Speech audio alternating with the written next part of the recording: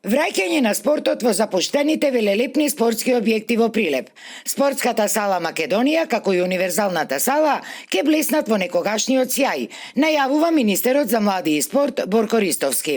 А досегашното пролонгирање за нивното реактивирање се должело на објективни, главно технички и безбедносни причини, кои биле утврдени во последниве месеци. Почната е веќе постапка процедура за раскинување на договорот со концесионерот за спортската сала Македонија. Таа ќе биде договорот ќе биде раскинат, ќе биде салата преземена од Министерството за спорт, ќе биде реконструирана.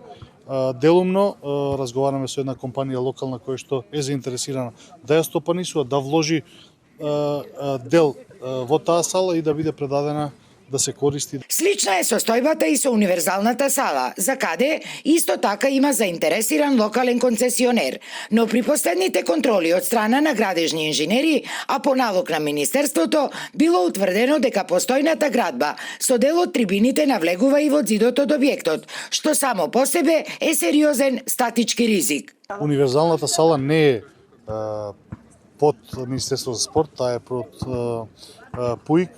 Меѓутоа јас ја земав врската да бидам медијатор во таа ситуација и по посетата со инженери увидовме дека навистина е небезбедна салата и не постои ни минимум шанса да добиеме дозвола од инженерите за да може да биде таа сала пуштена во употреба. Проблем е што делот од конструкцијата од трибината завршува во зидот, нешто што е со години пред многу години е направено и тоа е поголемиот дел од опасноста, затоа што доколку дојде до некаков си инцидент, може да се случи да целата сала, не дај Боже, падне затоа што е во конструкцијата на самиот зид.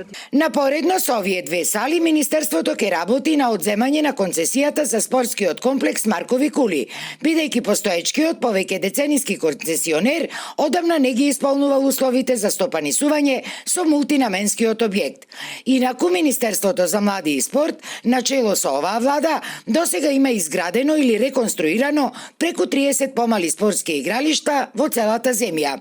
И според министерот, тој тренд ќе продолжи и понатаму со уште позасилено темпо на работа.